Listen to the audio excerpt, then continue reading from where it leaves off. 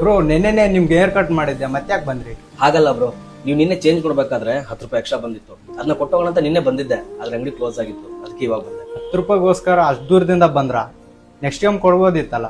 ಇಲ್ಲ ಬ್ರೋ, ಬೇರೆಯವ್ರ ದುಡ್ಡು ಜಾಸ್ತಿ ಹೊತ್ತು ನಮ್ಮ ಕೈಲಿ ಇರಬಾರ್ದು, ಆ ದೇವರೆಲ್ಲ ನೋಡ್ತಾ ಇರ್ತಾರೆ ಅಂತ ನಮ್ಮಪ್ಪ ಯಾವಾಗ್ಲೂ ಹೇಳ್ತಾ ಇದ್ರು.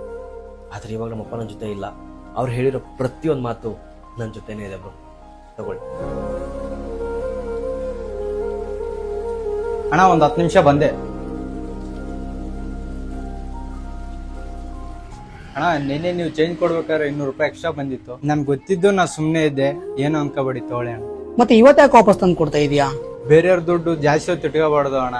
ಮೇಲಿರೋ ದೇವ್ರು ಎಲ್ಲಾನು ನೋಡ್ತಿರ್ತಾನೆ, ತಗೊಳ್ಳಿ.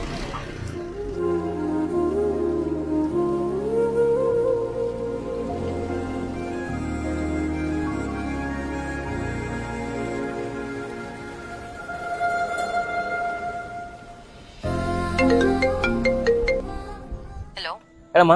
ಮಗನೆ, ನಾಳೆನೆ ನಿನ್ ತಂಗಿದ್ದು ಡೆಲಿವರಿ ಡೇಟ್ ಇದೆ ಕಣೋ. 30,000 ರೂಪಾಯಿ ಕಟ್ಟಿಲ್ಲ ಅಂದ್ರೆ ಡಾಕ್ಟ್ರು ಆಪರೇಷನ್ ಮಾಡಲ್ಲ ಅಂತಿದ್ದಾರೆ.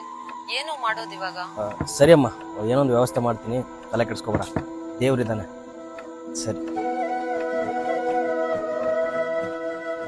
ಬ್ರೋ, ನಿಮ್ ತಂದೆಯವ್ರು ಬದುಕಿದ್ದಾಗ ಅವ್ರ ಹತ್ರ ನಾನು 50,000 ಸಾಲ ಇಸ್ಕೊಂಡಿದ್ದೆ.